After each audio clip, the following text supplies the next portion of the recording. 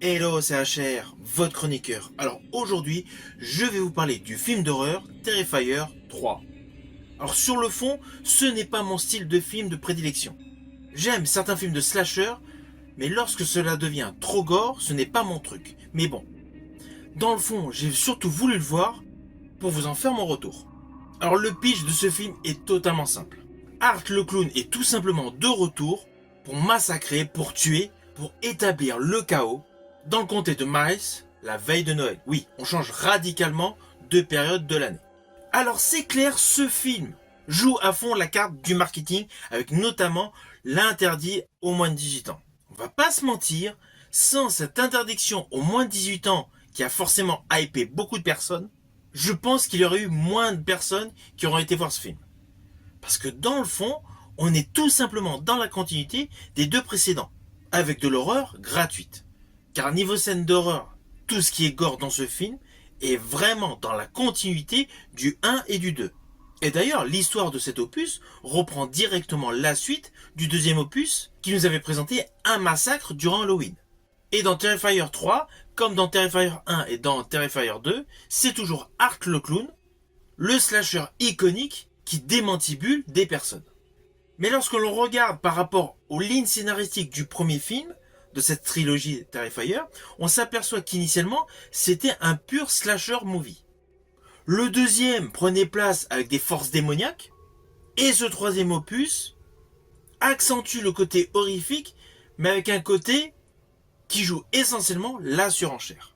Ah oui, avant de poursuivre sur certains détails, pour ceux qui ne connaissent pas du tout cette trilogie Terrifier, notamment le personnage Art le clown, sachez que celui-ci n'a pas de réplique. Il est essentiellement dans la posture d'un mime. Alors oui, ça c'est un point positif pour le protagoniste principal. C'est évident que tout son jeu, toute sa qualité d'acteur est celle d'un mime. Parce qu'il essaye uniquement, par le biais de grimaces, par le biais de certaines situations, de faire peur, de transmettre une certaine adrénaline, une certaine frayeur à toutes les personnes qu'il croise. C'est la grosse particularité de ce personnage Art le clown. Le côté où c'est essentiellement dans le côté visuel à la manière d'un mime. Sinon le film, honnêtement, c'est totalement de la surenchère. À la différence que par rapport aux deux précédents opus, dans celui-ci, il y a beaucoup de références cinématographiques. Alors c'est vrai que dans le premier, il y en avait quelques-unes. Mais là, dans celui-ci, il y a beaucoup de références cinématographiques. Et il y en a une, honnêtement, j'estime, qui est beaucoup trop usitée au cinéma. C'est la référence par rapport à la scène emblématique de Jack Nicholson à l'Overlook dans le Shining de Stanley Kubrick. Voilà. Il y a ici et là pas mal de références à des films d'horreur et également aussi à des films suspense, thriller, polar, mais avec des scènes horrifiques, notamment une fameuse qui fait essentiellement écho à un certain film de Brian De Palma. Mais voilà. En dehors de ces scènes, hommage, on va dire, au 7e art, à certaines scènes horrifiques du 7e art, l'ensemble de ce film, l'ensemble de l'histoire, n'est que prétexte à de la violence. C'est un film de slasher, un film de tueur, où il n'y a aucune enquête. On se demande même comment cela se fait qu'il n'y a aucun policier dans les alentours. Le film n'a pas réellement de consistance scénaristique. Alors oui, on va pas se mentir, j'étais pas obligé d'aller le voir, j'ai été le voir, mais je vais vous dire pourquoi. Tout simplement à cause de toute la com qu'il y a eu autour de cette trilogie. Donc forcément, pour me mettre dans le bain dans le 3, j'ai voulu voir le 1 et le 2. On va pas se mentir, je n'ai pas vraiment pris un réel plaisir à les regarder. Et ce troisième opus est selon moi, certes dans la continuité, logique, c'est clair, mais n'apporte rien.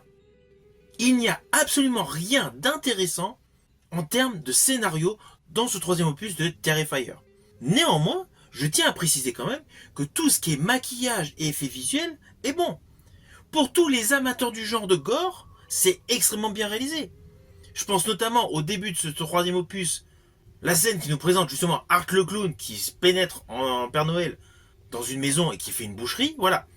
Ça plante tout de suite le décor, et c'est vraiment pour les aficionados de ce genre de film. Sinon, les personnages manquent totalement de profondeur. L'histoire se résume à un ticket de métro. Même si celui-ci est beaucoup plus abouti que les deux précédents, c'est évident. En termes de moyens, en termes d'effets visuels, voilà. Et en termes, justement, moi j'aime tout ce qui est clin d'œil cinématographique, forcément celui-ci en est blindé. Mais en dehors de ce postulat, ce film n'a pas réellement un intérêt sur le plan scénaristique. C'est du gore, du gore, du gore. Ce n'est pas forcément un film que je vais vous inviter à aller voir. En ce qui me concerne, ce film fait partie des films qui m'ont déplu. Mais je pense qu'au vu de toute la com et surtout de l'interdit aux moins de 18 ans, que ce film va engranger pas mal de spectateurs. Implicitement, ce film, je pense, va avoir un succès.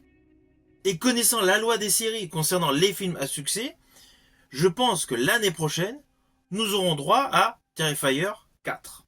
Je vous dis à bientôt pour une prochaine vidéo.